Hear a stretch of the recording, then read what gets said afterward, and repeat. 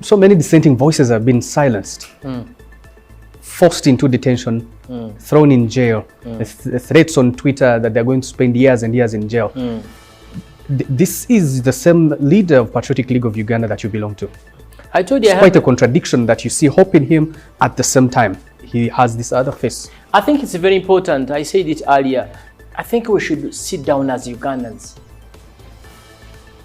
What type of Uganda do we need to live in? Is this the type of Uganda our children must live in? We must sit down. Uganda does not belong to anyone. This one I can repeat it day in, day out. Uganda belongs to all of us. All of us. When an injustice is committed against one of us, it's an injustice committed to all of us. Unfortunately, I agree with you that many people are pulling back now. There's that fear in them. What can we do? What crimes has so and so committed? Has he been taken to court? Are cases bailable? Yes or no? If they are bailable, let him go home. Return when court orders. Is it possible that one coin can have two faces, but that are completely different on either extremes? That this other face is a face of hope, and this other face is a face of fear and intimidation. It's a tricky one. It's a tricky one. But let me tell you, at the end of the day, Colonel, let me ask you, if 10 people advise you not to do something, will you do it? I think many voices must come up and speak to General MK. We love you so much. This is the Uganda we dream to live in. But I think there are other ways we can solve problems in this country called Uganda. Under your service of the Patriotic League of Uganda, do you ever meet him? Did you ever meet him to discuss the direction of this country? Surprisingly, the MK you see on X is totally the opposite of MK you meet one-on-one. He's a jolly person. You talk, you chat, he advises you, do this. When you call him, he will advise you. When you communicate to him, he will advise you on what to do. Actually, the MK you meet, it's not the MK you see on X tweeting. Sometimes I think, are these doctored tweets? You get it? He's a very jolly person. And he listens a lot, surprisingly. He listens a lot. I remember one day, we were talking about how civil servants are looting this country day in and day out. And he told us, you guys, I wish you knew what I found in Imbuya. It was unbelievable. And he has brought sanity in Imbuya now. So he's a listening person. And I believe at the end of the day, he's going to listen to many voices. What stake does PLU have in this country as we speak today? Stake? Yes. What do you mean? First of all, PLU is a civic organization. It's not a political party. When you say a stake, it's NRM, and NUP has like 60 MPs. PLU is just a civic organization.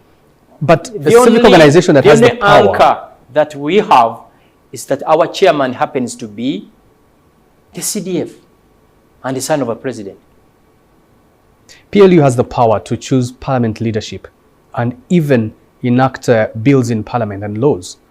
It's not just a civic organization. I don't think so. I don't think it's NRM.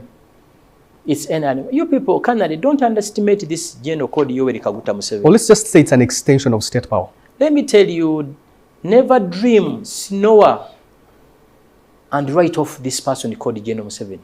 General Museveni is still in charge of this country. He's the chairman of the NRM. Those MPs belong to NRM. There's no political party called PLU. You get it? I'll give you an example. It's the NRM SEC that endorsed or both, right? Was it PLU SEC? It was NRM SEC members. From NRM SEC members, they introduced or both to the NRM Parliamentary Caucus. Who is the chairman of NRM? Who is the chairman of NRM Parliamentary Caucus? When I see Ugandans saying that General Museveni is not in charge of this country, you're kidding. That man works 18 hours every day. He knows, I think, 80% of what happens in this country. Is it possible that because of institutions like PLU, power in Uganda has been captured differently? and therefore that has created different centers of power. Hence, giving the thought to Uganda that maybe President Yoweri Museveni is no longer in charge. Please don't even discuss. He's still in charge of this country. MK being a CDF, he's in charge of the military. He's in charge of the entire security. By the end of the day, there is the commander-in-chief. That's President Yoweri Museveni. What do you hope to see in Uganda's future? What do you envision? Unfortunately, the Uganda I dream to see, unless there is a miracle. I pray for this country every day. And if you have children, if you have a family, we should pray for this country called Uganda. And we should make sure that nothing terrible happens to the future of this country. Because I see Ugandans have really done a lot. When you travel the entire country, massive projects coming up. One slight mistake can reverse those projects into the next 40 years. So in everything that you do, we should make sure that there is a smooth transition of power. What is going to guarantee that? What is going to guarantee that? We Ugandans, we must have a stake in this country, Uganda. All of us, not one person. The Ruwero War was not fought by General Museveni alone. It was fought by Wananchi. Everyone owned that Ruwero War. That's why they managed to take over power. So all Ugandans must have a stake in this country called Uganda. Failure to do that, you tell me. As the father and community advocate, what future do you fear for young Banyarwanda in Uganda? If this issue of identity and belonging are not genuinely addressed, because you said it had been solved, but then you say Dr. Lawrence Muganga, for example, was rejected because of his origin. Yeah. Another thing, you're saying which fear do I see? What future do you fear for young Banyarwanda in Uganda? They should stand up and be counted. They should be proud of being Ugandans. That's the most important thing. They should be proud of being Ugandans. Let me tell you, it's me and Pastor Bujingu who introduced this culture of our people putting on our traditional cultural dresses at Kwanjura. You get it? It's me and Bujingu. Now everyone. That's another way of fighting stigma. When you see a Munyarwanda putting on our cultural attire for his or her Kwanjure Mishanana, the next weekend they are going to do the same thing. We should first of all, we the leaders, we should first fight stigma in our people. Our people have fear that I don't understand. Actually, when I started fighting for the rights of Banyarwanda, I was assured they promised me death.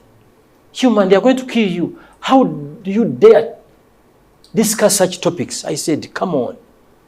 I'm a Ugandan, like a Muganda, like a Mucholi, like an Atesot, like a Langi. Now, people started believing in me.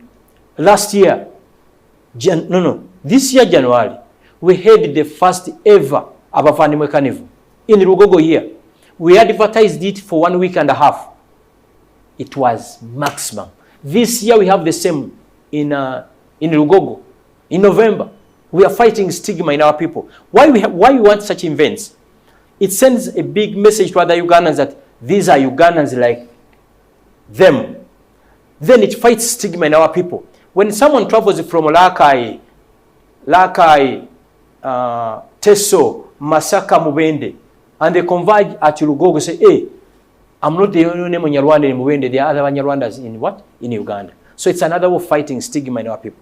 What I can tell you, Banyarwanda, simple thing, stand up and be counted. Be law-abiding citizens. That's the most important thing. Be proud of a country called Uganda. Be proud of a country called what? Uganda, because you are Ugandans. Frank, it's been a pleasure having you on NBS Face Off, and thanks for making time. Thank you, Kanye, for inviting me. That's all we had time for here on NBS Face Off. Till next weekend. Good evening.